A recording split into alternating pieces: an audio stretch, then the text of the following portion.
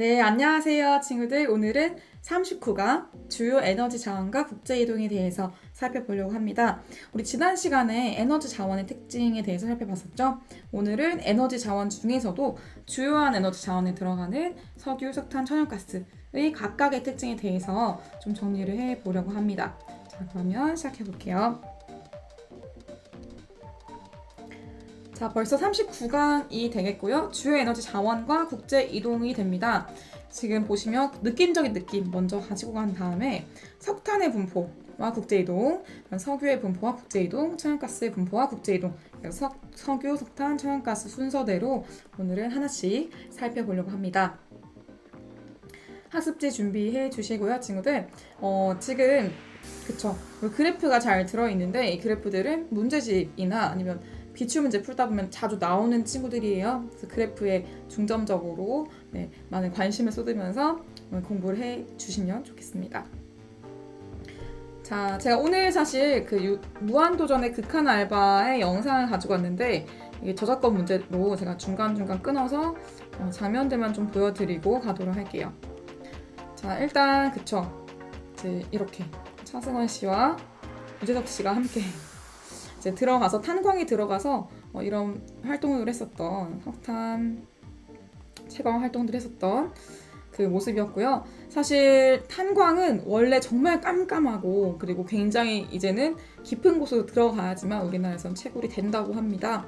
정말 어려운 상황 속에서도 이렇게 고생하고 있는 광부분들이 있기 때문에 또 이제 그쵸 우리 또 어려운 지역들에 계신 분들 또 석탄 연탄으로 가정용 난방을 하시는 분들에게 그래도 좀 희망이 되지 않나 싶은데 요즘에 사실은 지금 이분들은 여기 나와셨던 분들은 거의 20년 이상씩 다 일하셨던 베테랑 분이셨어요.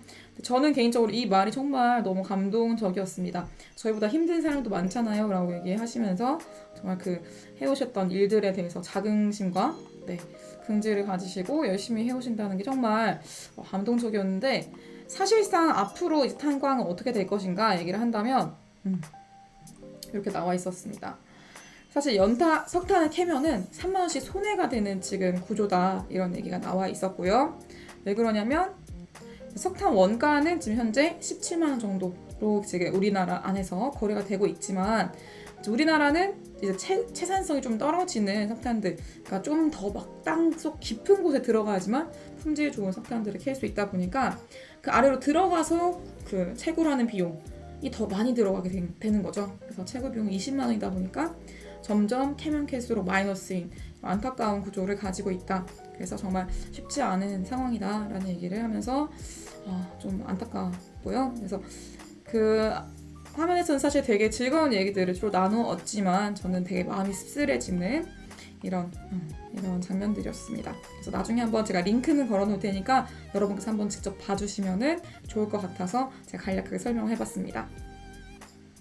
근데 저는 또 이 영상을 또 가지고 오려고 막 찾다 보니까 제가 또 이런 댓글을 발견했어요. 유튜브에서 방금 봤던 무한도전 탄광, 차승원 탄광 이렇게 치니까 나오는 영상이었는데 첫 번째 가장 하이라이트 된 댓글로 직접 광부분께서 달아놓으신 댓글이 있더라고요. 그래서 하부의 지역을 정말 덥고 습하고 정말 일하기가 쉽지 않다. 갱도가 무너져서 목숨을 잃으신 광부도 정말 많다.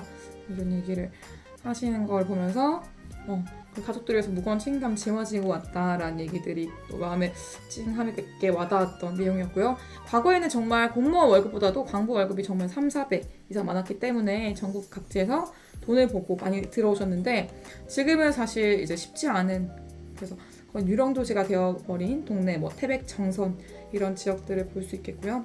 폐광도시가 되다 보니까 산업의 어떤 흥망성쇠에 따라서 지역의 경기도 많이 달라지는구나. 그리고 지금 마지막 남아있는 장성광업소가 있는데 이 장성광업소가 문을 닫게 된다면 앞으로 우리나라 석탄산업은 정말 전설 같은 그냥 박물관에서 볼 수 있는 그런 것이 되지 않을까라는 생각이 들고요. 갑자기 저도 찡해가지고 눈물이 날 것 같은데 그렇습니다. 아버지들의 이제 노고를 갑자기 살펴보게 되어서 그렇죠. 요즘에도 아마 여러분 어머니 아버지 두 분 모두 부모님들께서 다 열심히 여러분을 위해서 일하고 계실 겁니다. 친구들 갑자기 지금 너무 찡해가지고 제가 네 그렇습니다. 그래서 어떤 일을 하든 간에 긍지를 가지고 꾸준히 해나간다는 것 자체가 정말 대단한 일인 것 같아요. 그래서 여러분도 지금 공부하는 게 어렵지만 이제 우리 각자가 또 사회에서 해야 되는 역할들도 있고 또 여러분이 또 이루고 싶은 꿈들이 있잖아요. 그래서 여러분의 꿈을 꼭 이루는 그런 이제 고등학교 생활이 되기 위해서 이렇게 공부를 하고 있는 거니까 그쵸. 긍정적인 생각들을 많이 하면서 좋은 결과들을 받을 수 있으면 너무 좋을 것 같습니다. 저는 그 과정에서 여러분이 도움이 필요한 부분들 응원하도록 하겠고요. 자, 두 번째 챕터 넘어와서 그러면 이제 본격적으로 석탄의 분포와 국제 이동에 대해서 살펴보고 가도록 할게요, 친구들. 네, 마음을 조금 가라앉히고 저도 눈물을 좀 가라앉히고 시작해 보도록 하겠습니다. 자, 일단 석탄에 대해서 제가 간략하게 좀 정리를 해왔는데요. 석탄 하면은 딱 여러분 와닿지 않을 것 같아요. 그래서 제가 네이버 정의를 찾아봤더니 지질시대의 식물이 퇴적되고 매몰된 후에 열과 압력을 받아서 변질된 가연성 암석이다 이렇게 나와 있고 제일 중요한 건 사실 가연성 암석이라는 게 제일 중요하지 않을까 싶어요. 가연성. 이 뭐냐? 불을 붙였을 때 타는 성질이라고 할 수 있습니다. 그래서 석탄을 좀 여러분 와닿지 않는다면은 쉽게 생각해서 바베큐 할 때 우리 바베큐 그릴에 넣었었던 그 숯 있죠, 숯. 네, 숯. 숯이 사실은 석탄의 조금 이제 약간 저렴이 버전이라고 할 수 있을 것 같아요. 숯의 압축도가 막 높아져 있는 것이 석탄. 그래서 석탄은 숯보다 훨씬 더 탄화도가 높다고 하는데 이제 불이 더 잘 붙고 불이 더 세게 붙는다는 뜻이라고 이해를 하시면 되겠습니다. 자, 그래서 사실 석탄의 역사를 간략히 살펴보면은 산업혁명기 때 증기기관 연료로 이용되기 시작하면서 이 소비량이 빠르게 증가했다라는 것을 아마 여러분 많이 들어봤을 거예요. 그래서 정말 시기가 사실은 17, 18세기부터 전 세계에서 쓰기 시작했던 굉장히 우리 지금 쓰고 있는 에너지 자원 중에서는 가장 역사가 오래된 자원이다라고 할 수가 있겠고요. 그래서 과거의 증기기관, 그래서 역사가 오래됐다. 오래됨, 이게 이제 가장 포인트가 되겠습니다. 자, 그래서 석탄의 역사를 이제 살펴보았는데 주로 어떤 용도로 주로 쓰이고 있냐? 사실 제일 많이 쓰이는 것은 제철공업 그리고 발전, 화력 발전이 되겠죠, 얘는? 네, 주로 화력 발전에서 많이 쓰이고 있다. 할 수 있는데요. 그래서 제철공업이나 화력 발전 모두 우리가 한 마디로 묶는다면은 한 문장으로 묶는다면 바로 산업용으로 쓰이고 있다 이렇게 얘기할 수 있을 것 같습니다. 실제로 석탄 용도별 소비 비중 그래프를 보시면 산업용이 1등, 2등이 가정용을 아직까지 이제 연탄 떼시는 분들이 좀 계시기 때문에 그렇게 들어가 있는 것이고요. 그 다음 상업용, 농수산 산업용 이렇게 들어가 있는 것을 확인할 수가 있습니다. 그래서 제철과 화력 발전이 제일 크다라는 거 이제 확인이 되었고요. 자, 제가 여러분의 좀 이해를 좀 돕기 위해서 역시나 마찬가지로 포스코의 홍보 영상을 가지고 왔어요. 포스코 여러분 잘 알고 있죠? 우리 포스코는 한 번쯤은 다 들어봤을 텐데 아이고 네, 포스코는 많이 들어봤을 텐데 깜짝 놀랐네요. 네. 포스코는 많이 들어봤겠죠? 포스코 또는 포항제철 이라고 하는 우리나라의 정말 유수의 대기업 중에 하나이죠. 네, 이 포항제철에서는 석탄과 그 다음에 석탄과 철광석을 많이 수입을 합니다. 자주 수입을 해요. 자주 수입을 하는데 왜 수입을 하냐? 어떻게 수입을 하냐? 네, 석탄의 활용 좀 잠깐 보고 갈 텐데요, 친구들. 자, 일단 제가 포스코에 나와 있는 그 홍보 영상 가지고 왔고요. 사실 이렇게 포스코 공장이 생겼다고 합니다. 근데 일단 제일 중요한 거는 철광석과 석탄을 함께 수입을 해요. 그래서 철광석 녹여서 샘물을 만드는데 석탄과 철광석 이렇게 때랑때랑 호주나 다양한 지역에서 수입을 해옵니다. 수입을 해오면은 이런 것들이 쭈루룩 이렇게 바로 컨테이너 벨트에 실려서 포스코 공장으로 들어오게 되고요. 포스코 공장에 들어오게 되면은 이것들을 좀 더 압축적으로 꾹꾹꾹 눌려가지고 더 효율이 좋게 만든다고 합니다. 코크스 공정을 통해서 이렇게 이제 불을 붙여가지고 이제 여기서 철광석 녹여서 철광판을 만들기 시작하는 거죠. 그래서 이런 식으로 그쵸. 석탄을 녹이고 이 녹인 물들, 이 지금 불들 이 열에 의해서 네, 철광석 녹여가지고 이 녹아 나온 그쵸 쇳물들, 이 쇳물들을 가지고서 이제 더 정련을 하는 파이넥스 과정을 거친다 이렇게 이제 설명이 돼 있더라고요. 각각 과정들은 사실 크게 중요하진 않고요, 친구들. 이런 식으로 석탄이 활용되고 있다라는 걸 제가 좀 보여주기 위해서 좀 효과적으로 여러분에게 와닿게 보여주기 위해서 실감나게 보여주기 위해서 영상 가지고 온 거니까 아, 이런 느낌이구나 라고 정도만 봐주시면 되겠습니다. 자, 그래서 석탄의 일단 분포 지역들을 좀 살펴보면요. 사실 지금 우리 얘기하는 모든 그 자원들 우리나라에는 썩 많지가 못합니다. 많지가 않습니다. 그래서 우리나라도 석탄은 그나마 우리 오늘 배울 석탄, 석유, 천연가스 중에서 그나마 많이 있는데 지금 여기 지도에서도 표시가 안 돼 있죠. 그 정도로 봤을 때 이제 뭐 의미 있는 양이라고 보기엔 좀 어렵다라고 봐주실 수 있겠고 전 세계적으로 사실 유연탄, 갈탄 둘 다 석탄의 일종이거든요. 석탄들이 많이 있는 것들을 살펴보면은 저 여기 호주 여기 동부 지역이 되겠고 또 러시아 여기 중부 지역도 많이 있는 거 볼 수 있겠고요. 미국도 지금 중부 지역에 많이 있는 거 확인할 수가 있습니다. 그리고 이제 나머지 곳곳에 이렇게 쭉 분포하고 있는 것들을 확인할 수 있는데요. 제가 오늘 강조하고 싶은 부분들은 네, 호주에 있는 그레이트 디바이딩 산맥이라는 크게 나누는 산맥, 그레이트 디바이딩 산맥 이렇게 나왔거든. 그래서 요 산맥들을 따라서 있는 이제 그 고기 스콕 산지를 따라서 석탄이 많이 분포하고 있고요. 그 다음에 여기 에팔리체 산맥 부근을 따라서 또 역시나 많이 분포를 하고 있습니다. 그래서 이 지역들이 이제 네, 자주 언급되는 지역들이라서 한번 체크를 해주시면 좋을 것 같아서 지도를 넣어봤습니다. 자, 그래서 방금 얘기했던 내용들을 한번 정리를 좀 빈칸으로 채워보고 해보고 갈 텐데요. 첫 번째 석탄 특징 하면은 일단 제철공업 발전용으로 많이 쓰인다 해서 한마디로 묶으면 뭐라 했어요? 그쵸? 산업용으로 많이 쓰이고 있다라고 할 수 있겠고 산업혁명기 때 증기기관의 연료로 활용되면서 소비량이 빠르게 증가했다. 그래서 에너지 자원 중에서는 사용된 역사가 제일 길다. 제일 오래전에부터 사용됐던 것이다. 제일 오래됨 이렇게 정리해 주시면 좋겠고요. 사용 역사가 가장 오래됨 봐주시면 되겠고 매장 및 분포 매장 이거 그 스토어 아니죠? 매장 네 매장 어디에 매장돼 있는지 네 그것과 분포 지역들을 살펴보면은 주로 중요합니다. 고기조산대 주변에 많이 매장돼 있다. 그래서 미국 에팔레체 산맥 그리고 오스트레일리아의 그레이트 디바이딩 산맥 그리고 중국의 푸순 산맥이라서 이제 푸순 석탄이 많이 나오는 건지 모르겠지만 네, 이 세 개의 산맥들에서 많이 분포돼 있고 많이 매장돼 있다라고 정리를 해주시면 되겠고요. 가장 중요한 것은 뭐다? 그쵸, 저는 고기조산대 주변이라는 사실 기억해 주시면 좋겠습니다. 자, 넘어와서 석탄의 이동을 간략하게 이제 지도를 통해서 확인하고 갈게요, 친구들. 일단 석탄은 그나마 석유에 비해서는 그나마 이제 그 매장량이 편제되어 있는 정도가 좀 떨어진다고 볼 수 있어요. 그래서 그나마 석탄은 좀 고르게 전 세계적으로 고르게 분포가 돼 있다 이렇게 얘기할 수 있겠고 반대로 석유는 편제돼 있죠, 확실하게 딱 특정 지역에 막 들어있는 것을 확인할 수가 있습니다. 그러다 보니까 석탄은 이동량이 석유에 비해서는 좀 더 적어요. 그래서 지금 지도에서 보이는 빨간색 이런 그래프들은 이 화살표들은 다 석유의 그런 화살표 이동량을 보여주고 있다고 볼 수 있겠고요. 지금 석탄의 이동은 사실은 뚜렷한 곳이 바로 여기밖에 없죠. 요 지역.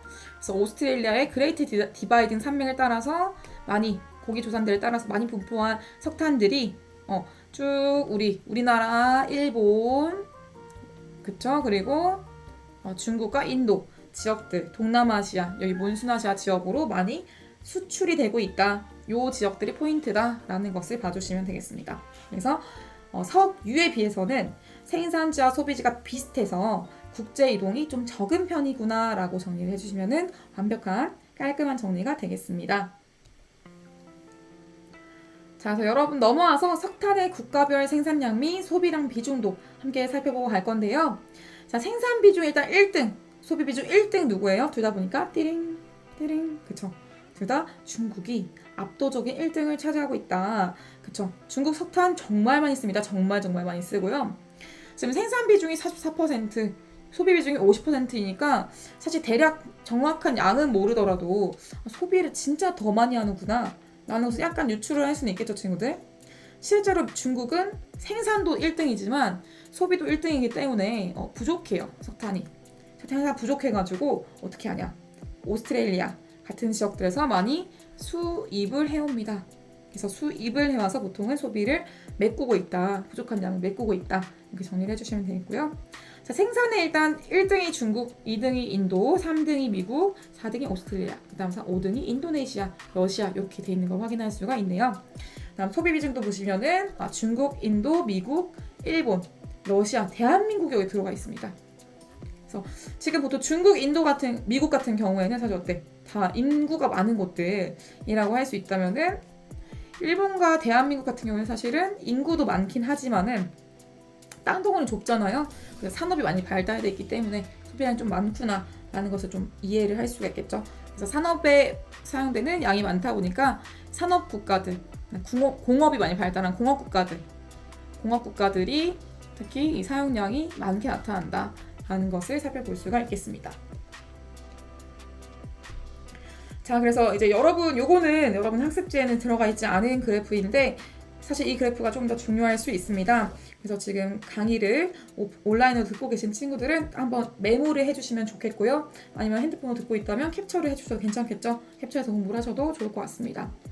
보시면 석탄의 국가별 순수출량 및 순수입량 살펴볼 건데, 자, 주요 수출국은 일단 인도네시아 있고요. 그다음 오스트레일리아, 여기 좀 체크를 해줄게요. 친구들, 오스트레일리아 중요합니다. 러시아도 수출을 많이 하고 있구나.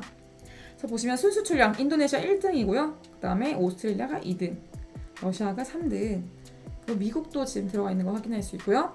콜롬비아나 남아공처럼 지금 남미 지역들에서도 석탄 수출이 좀 되고 있구나 라는 것을 좀 살펴볼 수가 있겠습니다.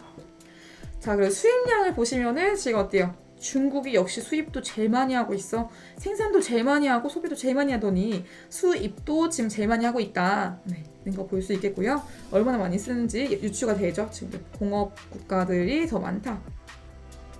얘기 지금 계속 했고요. 인도도 역시 마찬가지로 석탄을 정말 많이 쓰는 국가 중에 하나입니다. 그래서 인도가 2등, 3등이 일본. 순수입량, 수출하는 거 빼고 수입만 하는 비중을 따졌을 때 대한민국이 지금 놀랍게도 4등에 올라가 있어요. 전 세계 순위 4등에 랭크가 돼 있다는 거 볼 수 있겠고, 저 여기 놀라운 사실은 2017년 자료거든요, 친구들. 1, 2, 3, 4등이 다 어디에 있어? 중국, 인도, 일본, 대한민국. 지금 모두 다 아시아 지역이다. 이거 볼 수 있습니다. 그래서 아시아의 공업 발달 정도가 지금 다른 어떤 국가들보다도 훨씬 뚜렷하다. 그쵸? 약간 프라이드를 가질 수도 있는 부분이 아닐까 생각됩니다. 거의 세계 공장들은 다 아시아에 많구나 라는 것도 볼 수 있겠고요. 독일과 터키 지역들, 독일은 사실 원래 석탄 매장량이 좀 있거든요. 그런데도 불구하고 요즘엔 수입을 좀 하고 있구나 라는 것도 볼 수가 있습니다. 네, 이렇게 정리를 해봤고요. 대한민국이 자랑스럽게 있다. 네, 봐주시면 되겠습니다. 그럼 챕터 3로 넘어가서 석유의 분포와 국제이동 역시 살펴보고 가도록 할게요. 자, 여러분 들어가기 전에 제가 조금 요즘 되면은 루즈할 수 있을 것 같아서 넣어봤습니다. 석유의 별명이 무엇일까, 친구들? 석유의 별명. 석유의 별명 하면 다양한 별명들이 있지만 요즘 현대 문명의 검은 피라는 별명이 있습니다. 우리 인간의 혈관에는 빨간색 피가 흐르고 있지만 현대 문명이 잘 굴러가기 위해서는 이 검은 피인 석유가 꼭 필요하다라고 얘기를 할 수가 있겠고요. 그리고 심지어는 호모 사피엔스라는 단어 대신 호모 오일쿠스라는 단어를 쓰기도 합니다. 오일에 정말 기대어 있는 현대인들의 생활이라는 거죠. 그리고 또 다른 말로는 검은 금, 네, 블랙 핑크 아니죠? 블랙 골드라는 검은 금, 이런 별명을 가지고 있기도 합니다. 그래서 얼마나 지금 가치가 있으면 검은 피, 검은 금 이렇게 굉장히 되게 지금 강력한 것들을 달아놓은 것들을 볼 수가 있겠고요. 자, 그래서 석유의 별명을 살펴봤는데 왜 이런 별명이 붙었는가를 제가 좀 논리적으로 납득 가능하게 좀 설명해 보도록 할게요, 친구들. 자, 봐주시면은 석유가 사실은 되게 다양한 부분에 쓰이고 있어. 석유가 없잖아요. 여러분 지금 쓰고 있는 물건들 중에서 한 50% 정도는 날아갈 거예요. 없어질 거예요. 석유가 없다고 한다면. 어떤 것들이 있냐? 그쵸? 원유를 딱 수입을 해오면은 이걸 쭉 그 기름을 등급별로 땅땅땅 나눕니다. 기름을 정제를 해가지고 제일 좋은 거 가솔린, 그다음 납사, 등유, 경유 막 쭉쭉쭉 분류를 해요. 자, 여기서 납사라고 하는 것을 가지고 와서 다양한 석유 화학 산업을 일으키게 되는데요. 우리나라에도 사실은 이 석유 정제 산업, 얘는 정유라고 하거든요. 아이고, 보통 우리가 정유 산업이라고 하는데, 네, 정제한다 기름을 라는 거죠. 정유 산업이라고 하는데요. 정유와 석유 화학 산업이 우리나라에도 정말 잘 발달돼 있어요. 석유 화학 산업이란 무엇인가? 우리 많이 들어봤죠. 폴리에틸렌, 폴리프로필렌, 폴리스틸렌 이런 합성 수지들을 많이 만듭니다. 그래서 이런 것들을 만드는 플라스틱 관련된 모든 제품들 다 사실 석유에서 온 것들이 많고요. 일단 여러분이 입고 있는 옷, 네, 옷, 화학 섬유로 되어 있는 옷, 의류도 사실은 석유 화학에서 많이 온 것들이 많습니다. 그리고 심지어는 합성 원료도 있지만 합성 고무도 있고요. 에폭시 등의 기타 제품들도 다 들어가 있다. 저기 오른쪽 그림을 봐주시면은 지금 이런 것들이 다 지금 석유의 부산물들로 만들어진 것이다라는 것을 볼 수가 있어요, 친구들.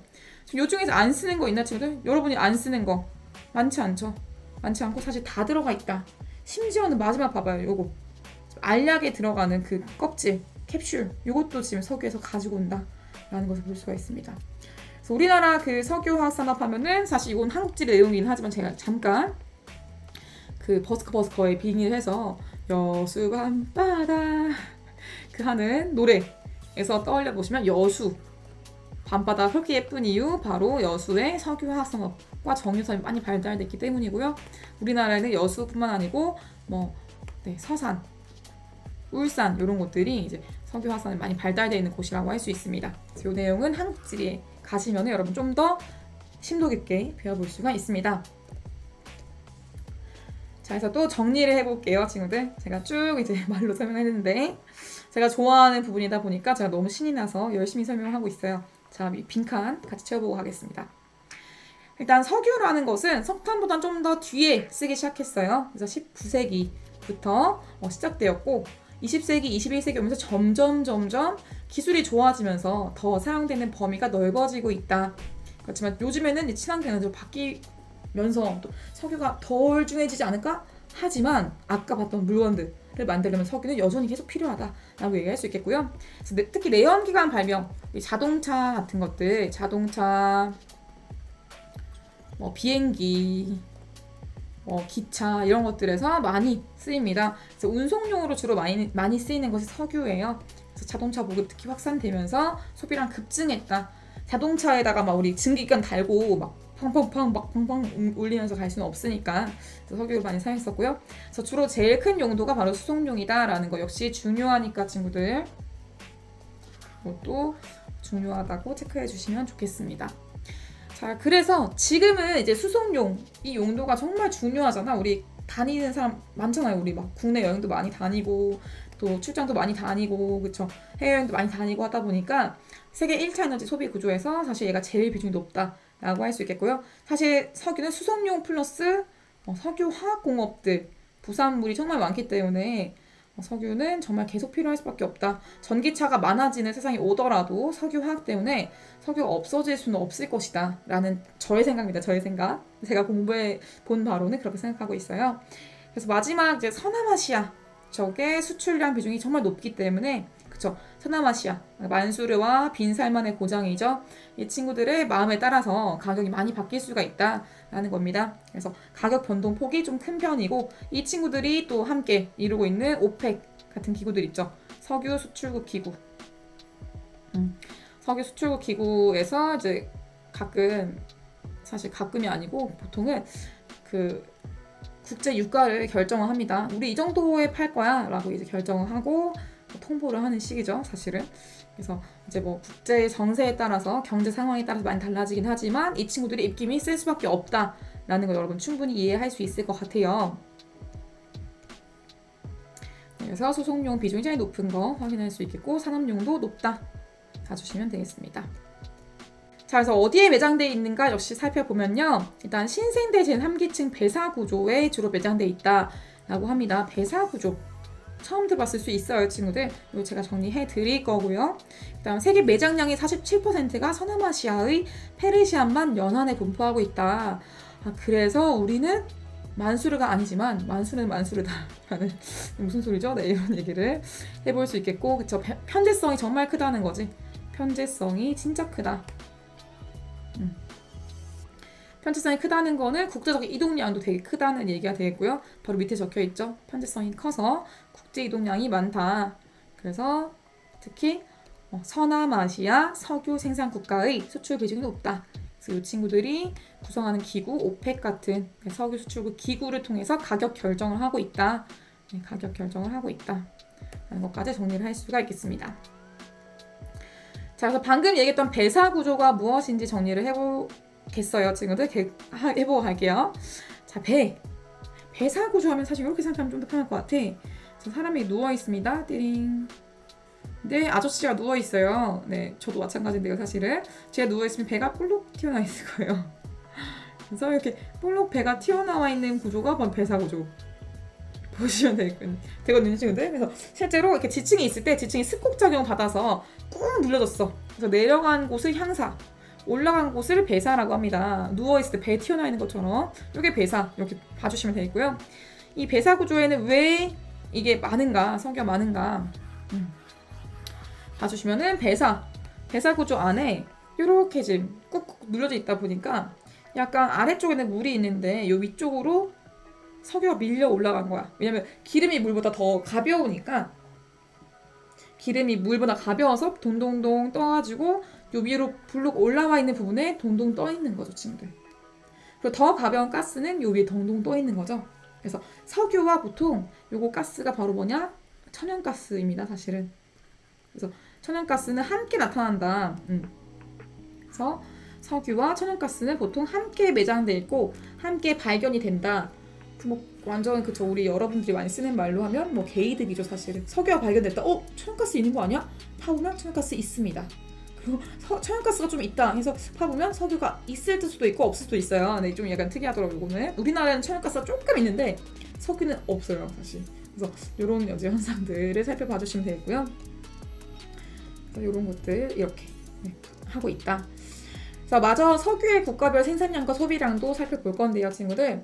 석유의 생산 비중 1등. 지금 놀랍게도 여기입니다.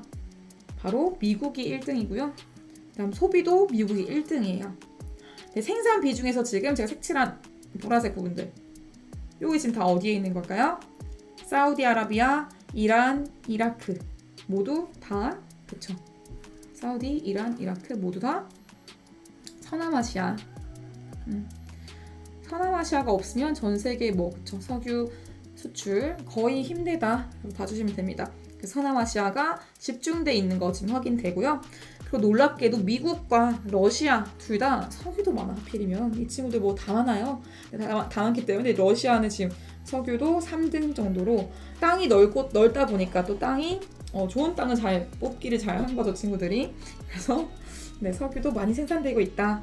캐나다도 역시 마찬가지로 많이 생산되고 있다라는 거 볼 수 있겠고요. 다만 반대로 소비 비중에 일단 1, 2, 3순위를 보시면요. 1등이 미국이라서 미국은 지금 보시면 생산도 1등, 소비도 1등, 수출은 좀 적겠구나라는 거 볼 수 있겠죠. 생각해 볼 수 있겠죠. 그다음 2등이 중국 인구도 많고 일단 그쵸. 산업도 많이 발달돼 있으니까. 그다음 3등이 인도도 인구가 많으니까. 그다음 4등이 일본이 되겠고요. 5등은 사우디입니다. 정말 사우디가 많이 쓰기도 쓴다. 6등이 러시아가 되겠고, 이제 수출과 수입도 확인해보고 갈게요. 자, 그래서 주요 수출국과 주요 수입국을 봐주시면요. 주요 수출국은 일단 1등, 너무 당연할 수밖에 없어. 아까 빈살만의 고향, 빈살만의 국가, 사우디아라비아가 1등을 차지하고 있는 거 확인할 수 있겠고요. 2등이 러시아입니다. 특이하게 서남아시아는 아니지만 러시아는 석유와 천연가스 모두 많아요. 모두 많아서 사실 러시아가 다른 산업이 많이 발달되어 있지 않더라도 자원 대국이에요. 자원 대국이다 보니까 이게 쉽게 보일 수 있는 그런 상대가 아니다. 러시아가 굉장히 힘이 있다 라고 봐주실 수 있겠고요. 유추할 수 있겠고요, 친구들. 다음 3등이 이라크입니다. 그다음 4등이 아랍에미리트, 5등이 이란.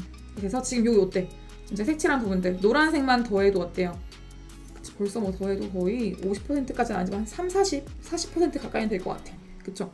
요 지금 러시아를 지워보고 요 네 군데 국가들이 또 다 뭐예요? 지금 보니까 다 역시 서남아시아에 들어가 있구나 라는 거 볼 수 있겠고, 지금 주요 수입국도 보시면은 주요 수입량 1등 이 중국, 그다음 2등이 미국, 네, 그다음에 3등이 인도. 놀랍게도 지금 미국은 아까 생산량 1등이었잖아. 소비량도 1등이었잖아요. 그래서 수입량이 지금 2등입니다. 정말 많이 쓰고 있다라는 거 볼 수 있겠죠. 자원 정말 많이 쓰고 있다. 그다음 4등이 일본이고요. 지금 놀라지 마세요. 5등이 바로 네, 자랑스러운 우리의 대한민국이 들어가 있습니다. 네, 5등에 들어가 있습니다. 우리 당당하게 5등에 랭크되어 있는 대한민국 지금 볼 수가 있고요. 약간 그쵸? 마치 이제 뭐 올림픽 보는 것처럼 네, 5등에 랭크가 되어 있습니다. 그래서 우리나라는 석유화학공업이 많이 발달돼 있어요. 우리나라 정유 및 석유화학공업이 많이 발달돼 있다 보니까 석유 그 수입량이 정말 많다. 우리나라 또 사람들도 막 열심히 이제 수송용으로 많이 쓰고 있잖아요. 차도 많이 타고.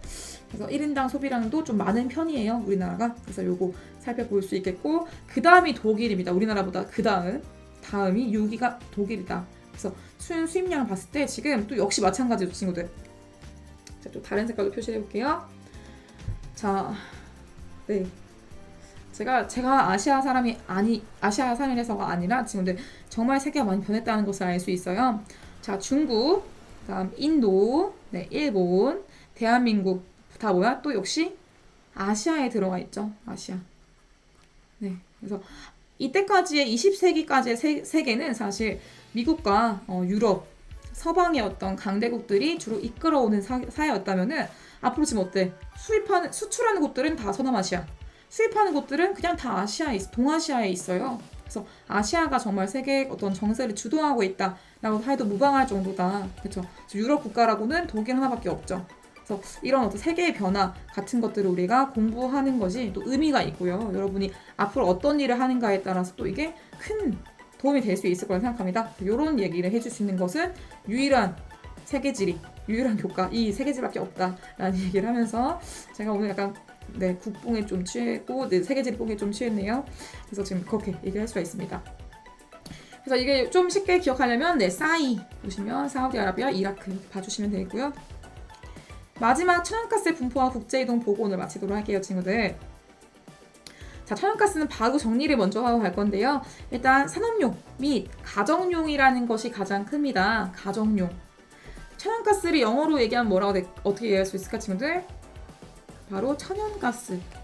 그러니까 내추럴 가스가 됩니다. 내추럴 가스. 이게 천연가스 뜻인데요. 실제로 여러분 아마 가끔씩 CNG, 뭐 LNG 이런 거 많이 봤을 거예요.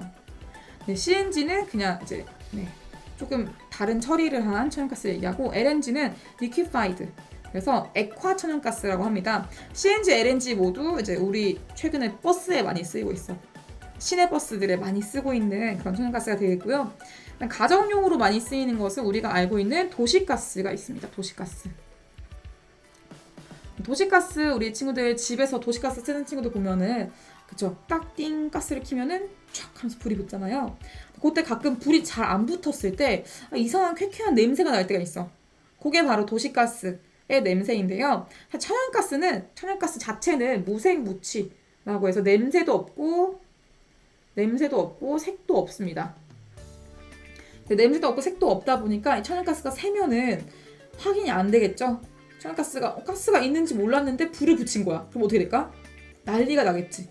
그래서 이 도시가스, 가정용으로 들어오는 도시가스에는 정말 역한 냄새를 넣어놨습니다. 역한 냄새 일부러 주입을 해놓은 거예요. 그래서 이런 냄새를 맡고 가스가 샌다, 바로 끌 수 있도록 하는 것이 바로 도시가스가 됩니다. 그래서 가정용으로 제일 많이 쓰이고 있다 볼 수 있겠고요. 가정용 주로 난방이나 요리할 때 많이 쓰는 고가스가 됩니다. 그 다음에 이제 냉동 액화 기술의 발달이 되게 중요한데요. 네, 중요합니다. 냉동 액화 기술의 발달로 만든 것이 바로 LNG가 돼요. 그래서 그래서 운반과 사용이 편리해지면서 소비량이 급증했다. 정리해 볼 수 있겠고요. 석탄, 석유에 비해서 연소 시에 태울 때, 이 자원 태울 때 대기 오염 물질 배출량이 적다라고 얘기할 수 있습니다. 마찬가지로 또 신세계 제3기층 배사 구조에 석유랑 함께 매장되어 있는 경우가 많다. 정리해 볼 수 있겠고요. 함께 자료 보면서 역시 정리하고 가도록 하겠습니다. 자, 친구들 보시면은 이거 자료가 제가 섞어놔가지고 지우고 갈게요. 보시면 1등이 지금 뭐예요? 제일 많이 쓰는 거 산업용이 일단 제일 많이 쓰이긴 하는데, 두 번째 가정용이 정말 압도적이다. 되게 신기하게 다른 자원들은 가정용이 없었잖아요. 네, 천연가스는 가정용이 많다라는 거 좀 체크해 주시면 좋겠고, 상업용, 수송용으로도 쓰고 있다라는 것을 봐주시면 되겠습니다.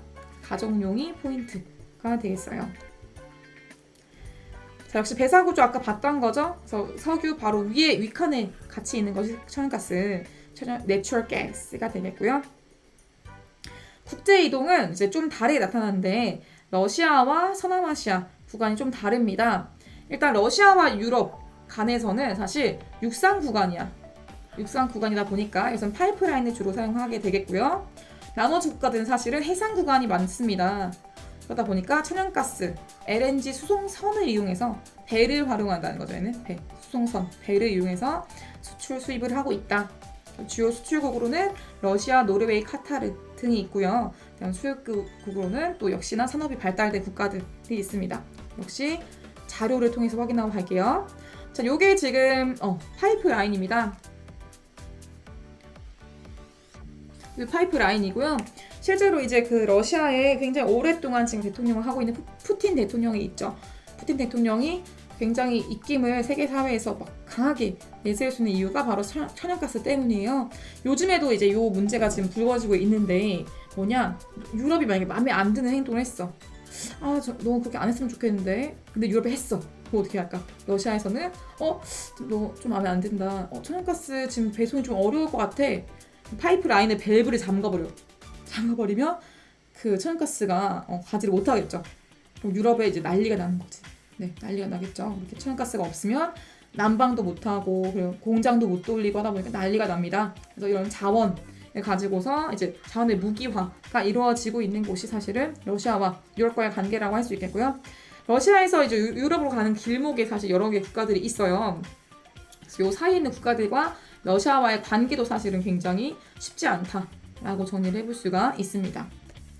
자, 그리고 나머지 이제 육상 구간이 아닌 곳들에서는 이렇게 LNG 선에다가 천연가스잖아, 가스. 네, 가스를 액화를 해요.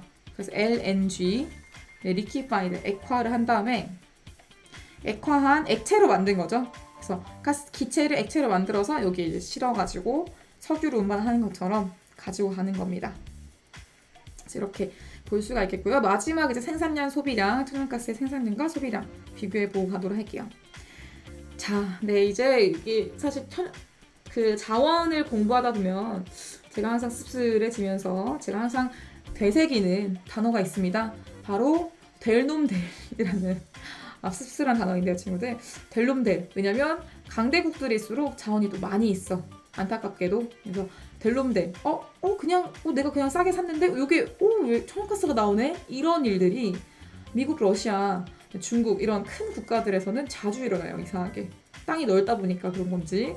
우리는 없습니다. 우리는 없어요, 친구들. 우리는 열심히 공부를 해야만 해요, 친구들. 여러분이 우리나라의 미래입니다. 여러분의 어깨에 우리나라가 달려있다고 봐도 무방할 정도예요.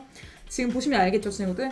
자, 생산 비중의 1등 어디예요? 그러니까 미국이고요. 2등이 보니까 러시아입니다.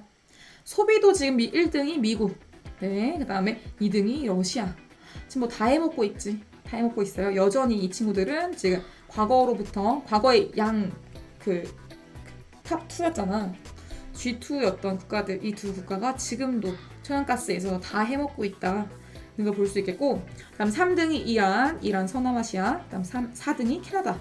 지금 북미에도 좀 많이 매장되어 있는 거 확인할 수 있죠. 그다음에 5등이 카타르, 그다음 중국도 천연가스는 좀 있습니다.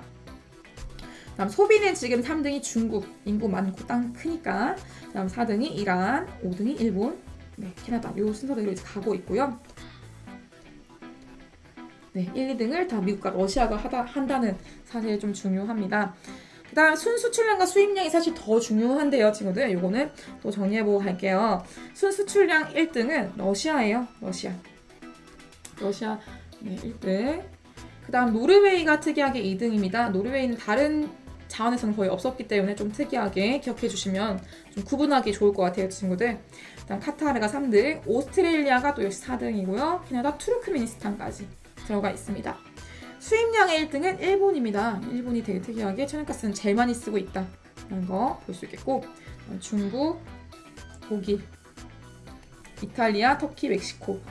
그래서 전통적인 그런 공업 국가들 많이 쓰고 있고, 천연가스가 사실은 천연가스를 가지고서 화력발전을 하기도 해요. 그래서 화력발전 중에서도 석탄 화력발전소 말고 천연가스 화력발전소가 많이 발달되는 국가들은 좀 이게 많이 높게 나타나기도 합니다. 그래서 이렇게 봐주시면 될 것 같아요, 친구들. 자, 그래서 마지막 이제 우리 지난번에 했던 거 강조하기 위해서 한 번 더 넣어봤고요. 네, 세계 1차 에너지 자원별 소비량은 유탄 1000원이었다. 유탄 1000원 꼭 기억을 떠올려 주시면서 오늘 했던 내용까지 더해서 여러분 문제 많이 풀어봐 주시면 좋겠습니다. 마지막 한 줄 정리하고 오늘 정리하고 가도록 할게요. 자, 석탄 주로 무슨 용? 네, 산업용. 석유는 주로 수송용. 천연가스는 주로 산업용 및 가정용. 네, 맞습니다. 그리고 석유와 천연가스는 무슨 구조? 제3기층의 배사 구조의 매장량이 많았다 라고 정리를 할 수가 있겠어요. 지금 오늘도 너무 수고 많으셨고요. 제가 또 너무 이제 국뽕에 취해서 너무 흥분해서 얘기를 한 것 같은데 혹시나 무리를 일으킬 만이 있다면 조용히 살포시 지적해 주시면 제가 편집을 하고 정리를 하도록 하겠습니다. 친구들 고생 많으셨고요. 문제 잘 풀어보시고 또 다음 시간에 재밌는 세계지리 여행으로 찾아오도록 하겠습니다. 수고하셨습니다. 안녕.